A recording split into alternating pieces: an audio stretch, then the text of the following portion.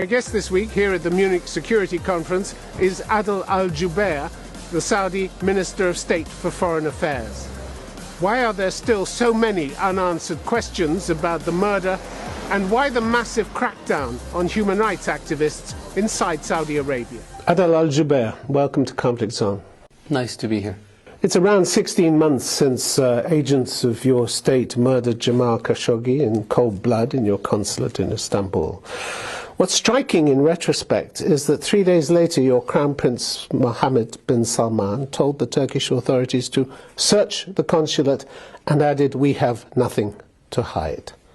Remarkable statement, because in fact the last 16 months have been full of aspects of this case that you have hidden right from the start and gone on hiding. Isn't that the truth? I don't believe so. We have said that this was a rogue operation, that it was not authorized. We have investigated the people who were part of this operation.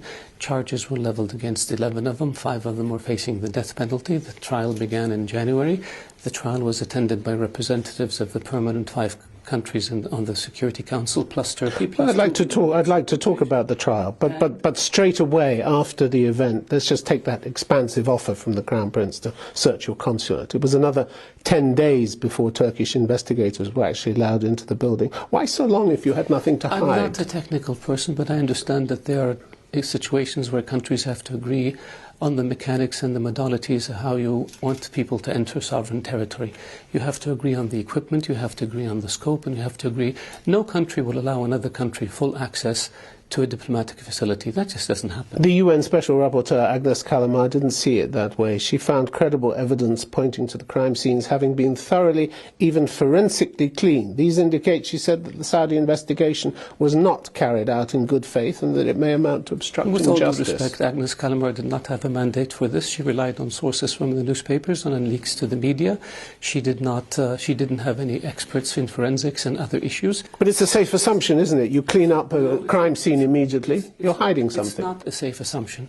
The issue with Agnes Kalamar is she wrote a report based on news reports, and then she accused Saudi Arabia before it even started. Look at her record when it comes to Saudi Arabia for a number of years and how disparaging and how negative she has been against Saudi Arabia. The UN acknowledges that it's been an important step, this trial, towards accountability, but says it's failed to meet procedural and substantive standards. Trial has been held behind closed doors. Who in the US said this? The report from the Special Rapporteur. The Special Rapporteur is biased. The Special Rapporteur... Why? Because you don't agree with her. Exceeded her authority. The Special Rapporteur says the trial was secret. How can a trial be secret when we have representatives from the 5 permanent members of the Security Council plus Turkey? They went with an autopsy expert who had a bone saw with him. I don't know about that. I don't know about that. But everybody else seems to know about it. I don't care what anybody says. I don't know about that. The idea is that this was authorized is ridiculous. This was a rogue operation that happened, that should not have happened. We're paying a great price for it. It's a terrible tragedy. And the issue is we deal with it from a legal perspective. Jamal Khashoggi's family has come out and said, we have confidence in the Saudi judicial system. Why do you have to assume the worst when it comes to Saudi Arabia?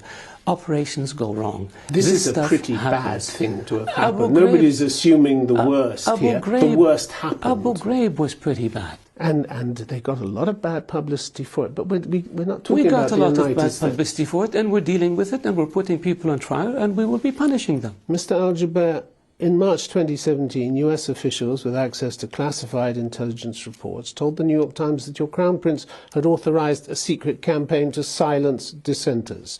That included surveillance, kidnapping, detention and torture, so-called rapid intervention team. I'm not going to comment on news reports attributed to anonymous sources. Some came from Saudi officials as well. Anonymous sources. Seems there was a standing order to Saudi intelligence to bring dissidents home. Anonymous sources. I cannot comment on anonymous sources. Everybody has misunderstood. Everybody who reports this massive crackdown, which the... what massive crackdown? On dissidents and people. We have... The human rights groups, the international human rights groups, they're all wrong. I will give you an example. I will give you an example and you tell me about this hypocrisy. In the 1990s, we had radical preachers who were calling for jihad and death. Please, let me finish. You just want to take us in a different direction. You moved us in this direction. So allow me to finish. I want to point out the hypocrisy. In the 1990s, we were criticized for having radical preachers in Saudi Arabia preaching hate. When we detained them, we were criticized for taking away their freedom of speech. It's a damn if you do, damn if you do situation, if you don't situation. Do you want them to preach hate, or do you want them to stop? You can't have it both ways. That's the hypocrisy that we're facing. 36 countries, Germany, France, UK, Spain, Italy, Australia.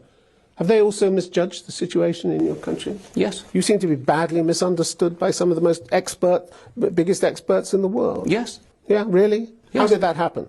How could they know so little? They need to be more educated. We have been fighting terrorism and That's extremism. scarcely credible, is it?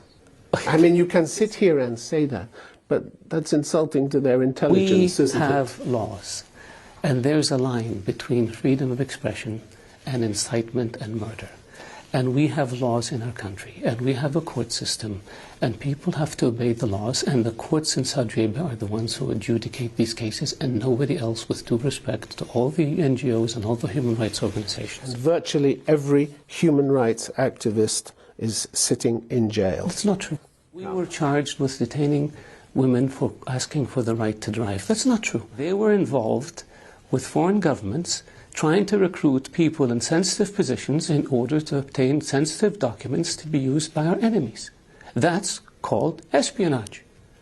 And the prosecution, when the trials are over, will present the evidence. Last month, Mr. Al-Jabir, you addressed the European Parliament in Brussels. You tell the Parliament, stop criticising our causes. We are a sovereign nation that refuses to be patronised. Yes. You're a member of the United Nations. You're there for scrutiny. We do not criticize other countries' legal systems, and we will not allow other countries to criticize our legal system. We have not criticized how people in Europe treat minorities or immigrants. We have not criticized Europe for its horrific past when it came to massive crimes against humanity. We don't do this. And we will not accept criticism of our legal system by others. If Saudi Arabia were so bad, nobody would come.